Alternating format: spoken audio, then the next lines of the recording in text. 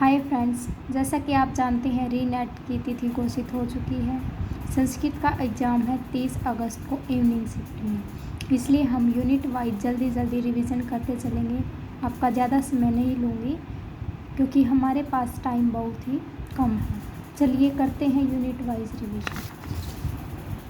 पहली यूनिट है वैदिक साहित्य। वैदिक साहित्य में सबसे पहले करेंगे वेदों का काल। वेदों का काल 1200 ईस्वी माना है मैक्स मुलर ने। मैक्स मुलर ने वैदिक साहित्य के काल को 4 भागों में विभाजित किया है, जिसे ट्रिक के द्वारा छंबरसु ऐसे याद करेंगे: छंद, मंत्र, ब्राह्मण, छंद काल, मंत्र काल, ब्राह्मण काल, सूत्र काल। ठीक है। उसके बाद है ए वेबर। ए वेबर ने 1200 से 1500 ईस्वी पूर्व वेदों का काल माना है, लेकिन बाद में इन्होंने कहा कि हम वेदों का काल निर्धारण नहीं कर सकते। जैकोबी ने माना है 4500 से 2500 और इन्होंने कृतिका काल को अपनी वैदिक काल निर्णय का आधार बनाया है। उसके बाद आते हैं बाल गंगाधर तिलक। बाल गंगाधर तिलक ने वेदों का काल बताया है 4000 से 6000 और मरीक्षिरा काल को इन्होंने आधार बनाया है।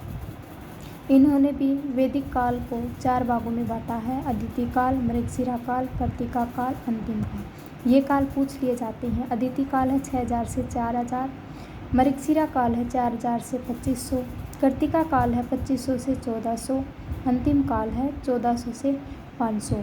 और बाल गंगाधर तिलक ने रचना की है ओरायन ग्रंथ की। ये पूछा जाता है ओरायन ग्रंथ की रचना किसने की, तो बाल गंगाधर तिलक ने। और एक है Arctic home in Vedas. Arctic home in Vedas, जिसकी रचना भी बाल गंगाधर तिलक के द्वारा ही की गई है। उसके बाद है एम विंटरनित्ज। एम विंटरनित्ज ने वेदों का काल निर्धारण माना है 2500 से 500। इन्होंने शिलालेख और पाणिनीय शिक्षा को अपने काल निर्धारण का आधार माना है। उसके बाद है भारतीय विचार। भारतीय विचार कहते हैं कि अपौरुषेयम वाक्यम वेद है, ऋषिय हो मंत्र दृष्टारः न तु सृष्टारः। इस प्रकार भी पूछ लिया जाता है कि भारतीय विचार के अनुसार वेद कैसे हैं, तो अपौरुषेय वाक्यम वेद है। पंडित दीनानाथ शास्त्री ने काल निर्धारण का कोई समय नहीं बताया, लेकिन इन्होंने वेदकाल निर्णय नामक पुस्तक लिखी है जो कई बार पूछ ली गई है। उसके बाद इम्पोर्टेंट है स्वामी दयानंद सरस्वती का मत, जिनके अनुसार वेदों का काल सृष्टि का प्रारंभिक काल माना गया है। धन्यवाद।